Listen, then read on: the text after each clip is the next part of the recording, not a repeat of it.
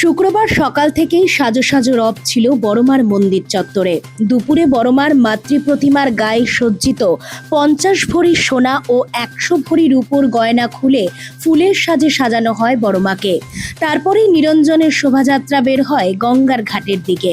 ফুলে ঢাকা রাস্তা দিয়ে এগিয়ে 21 হাতের দীর্ঘকায় এলোকেশী ঘোর কৃষ্ণবর্ণের বড়মার গঙ্গায় নিরঞ্জন হয় আনুমানিক বিকেল 5টা নাগাদ।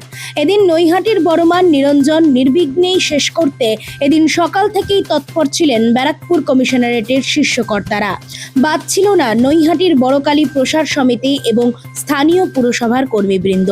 সুষ্ঠুভাবে নিরঞ্জন প্রক্রিয়া শেষ করতে এদিন 1000-এরও বেশি পুলিশ ও শতাধিক স্বেচ্ছাসেবক মোতায়েন করা হয়েছিল অরবিন্দ রোড থেকে নৈহাটি স্টেশন চত্বর পর্যন্ত। অপ্রীতিকর পরিস্থিতি এড়াতে নজরদারিও ছিল গঙ্গাবক্ষে।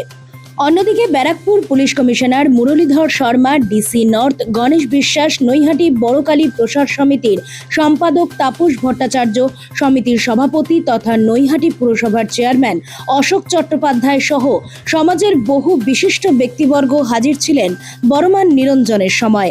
সেই ফুলে ঢাকা রাস্তা দিয়ে নিয়ে গিয়ে গঙ্গায় বড়মার নিরঞ্জন সুসম্পন্ন হয়। হাজার হাজার মানুষ ভিড় জমিয়েছিল বড়মার বিসর্জন দেখতে, আর সাথে ছিল বড়মার জয়ধ্বনি।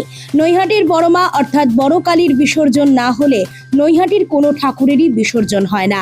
তাই বড়মার বিসর্জনের মধ্যে দিয়েই আপামর নৈহাটির বাকি মা কালীর মূর্তি বিসর্জনের পথে এগোয়। এবছরও ব্যতিক্রম কিছু নয়। আপনারা বেরিয়ে যান সবাই মিলে।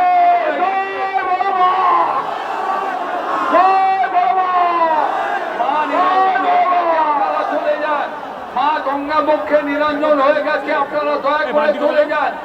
আপনারা সপ্রমিতির পার্কের রাস্তা দিয়ে দয়া করে চলে যান। মা নিরঞ্জন হয়ে গেছে। একটা বাচ্চা মেয়ে, তার নাম চন্দ্রিমা মৈত্র। চন্দ্রিমা মৈত্র।